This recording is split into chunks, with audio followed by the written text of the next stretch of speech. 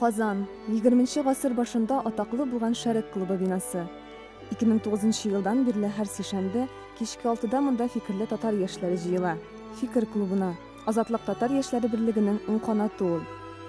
Азатлык татар яшьләре берлеге ул татар яшьләренең иҗтимагый, сәяси, ирекле, мөстәкыйль үздарәле оешмасы. Төрле чаралар үткәрәбез инде, митинглар, пикетлар һәм дә иң уңышлы проектыбыз булып, иң уңышлы эшебез булып безнең Казанда эшләп килүче бүгенге көндә фикер клубы. Татар яшьләре өчен җитди клуб, без анда җитди темаларны күтәреп, милләт тел проблемаларына яшьләрнең игътибарын юнәлтеп, кичәләр үткәрәбез. Исәнмесез?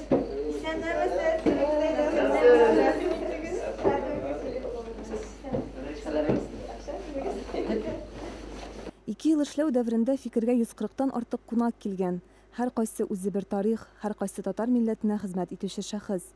Рабит Батулла, Нияз Игламов, Рафаил Хакимов, Индус Тахиров.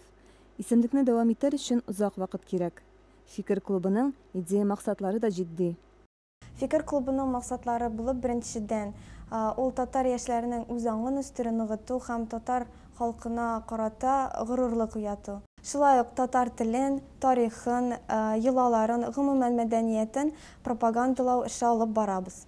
Өченчедән, татар яшьләренә милли проблемаларны сөйләү, аңлату һәм чишү юлларын эзләү. Фикер яшьләре бар яктан белемле булырга омтыла. Бу омтылышка милли дискуссион клубка чакырылган шәхесләр белән аралашу да ярдәм итә. Бүген кунакта Сырнай фольклор ансамбле. Хәзерге вакытта күп кенә яшьләр реаль аралашуга караганда интернетта утырырга яраталар. Без исә фикерле яшьләр безнең клубка килеп, күңел ачабыз, шәйләр эчәбез, аралашабыз, танышабыз. Фикердән кала театрларга йөрибез, концертларга. Бик вакытны бик күңелле үткәрәбез. Шуңа күрә сезне дә безнең клубка чакырып калам.